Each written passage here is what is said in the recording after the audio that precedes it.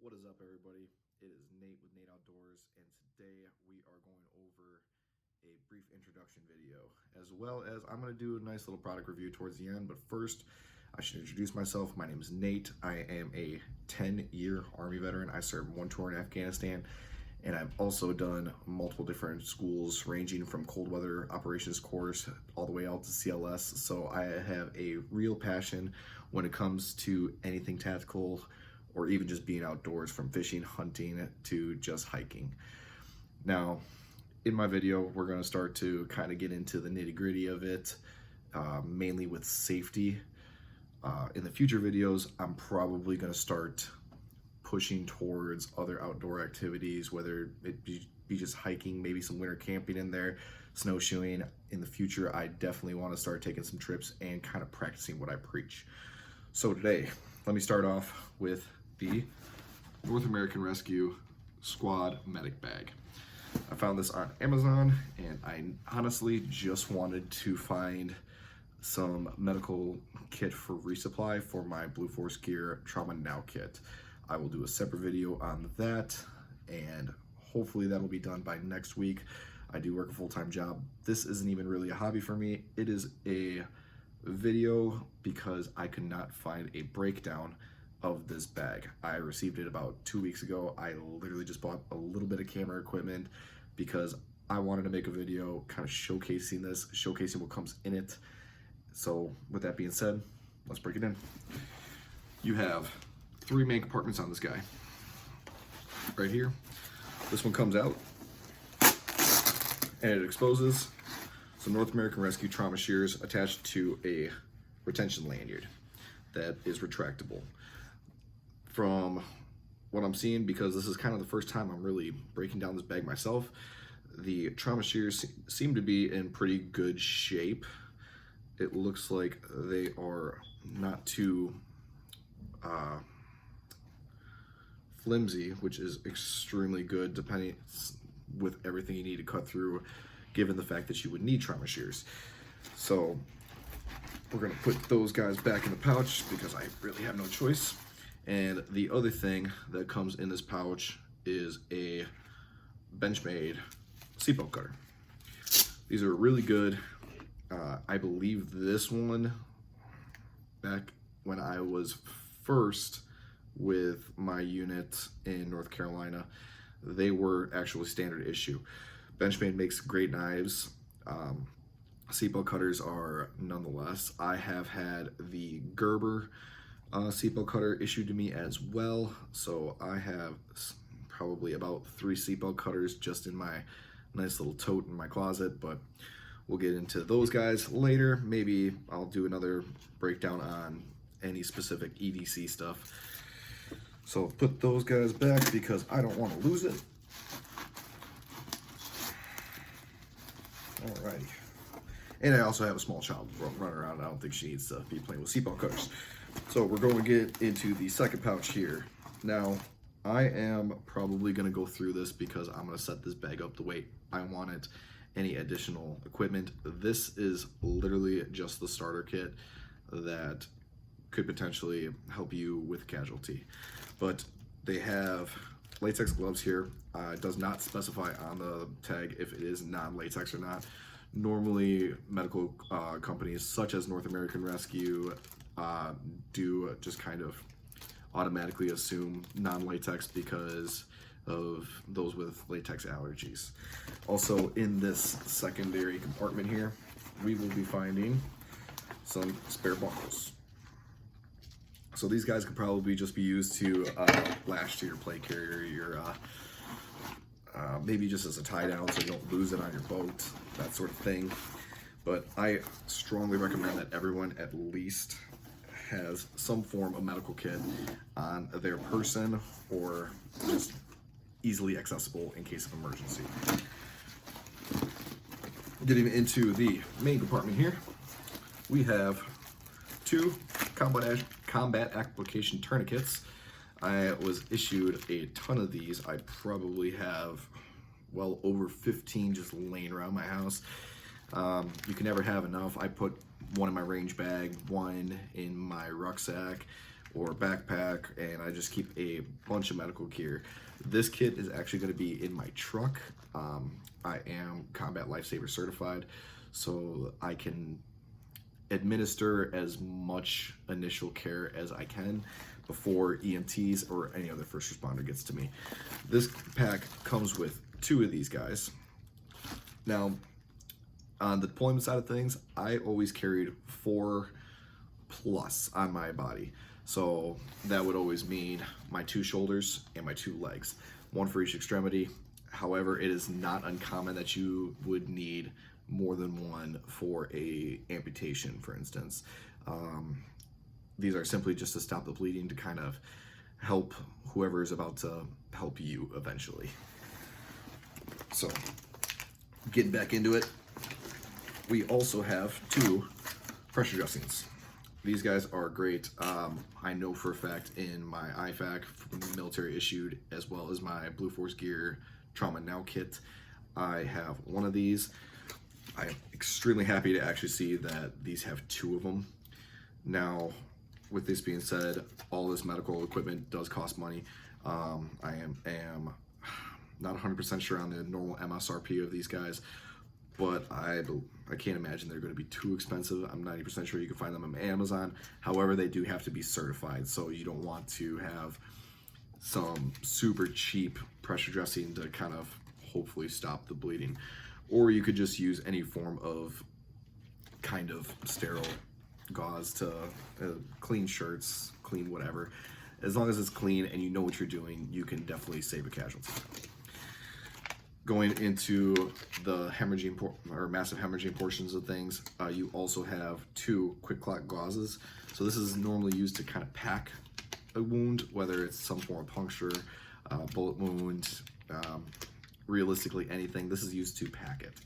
Now, this one does have a hemostatic agent to clot your blood so that you do not have any form of massive bleeding after this is applied, which is a huge lifesaver, and I believe that every kit should at least have 1 or 2 or even more of these guys.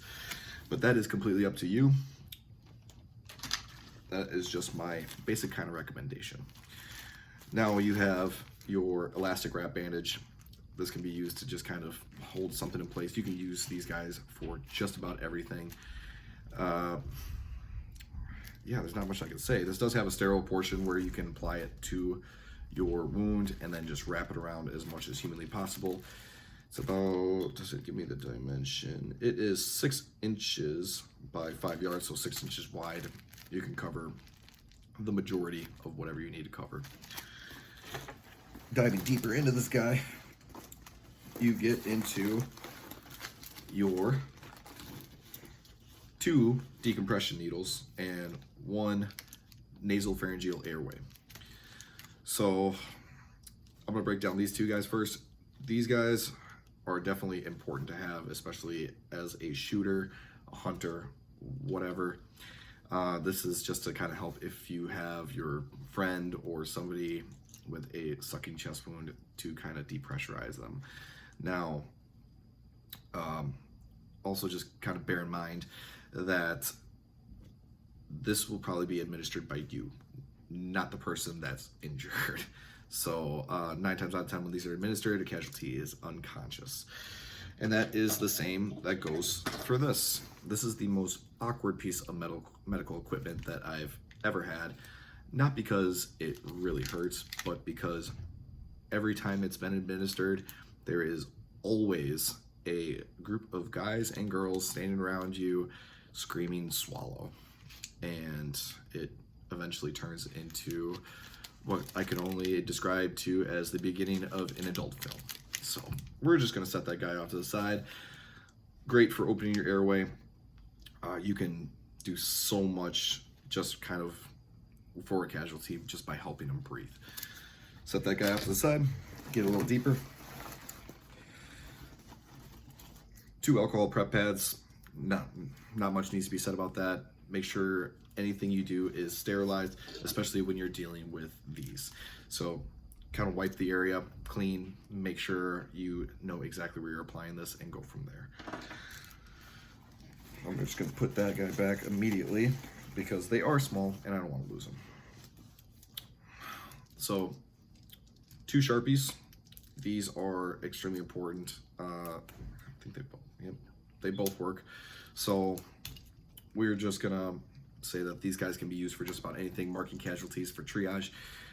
You can pre-mark where you're gonna stick your your decompression needle, and just kind of make sure that you are following your steps, not moving too fast. And yeah, you can use Sharpies just for anything, just doodling in your field book whenever you feel like it. Set those guys off to the side. Now we're getting into your medical tape. Honestly, you can have whatever form of tape and adhesive in your bag as much as possible. In my experience, medical tape is not always the best. However, it all depends. This is by 3M, so you can never have enough medical tape. I would almost recommend getting a second roll, especially with this kit, because there is only one. So we're gonna put that guy back off to the side. Then, so you have an emergency trauma dressing.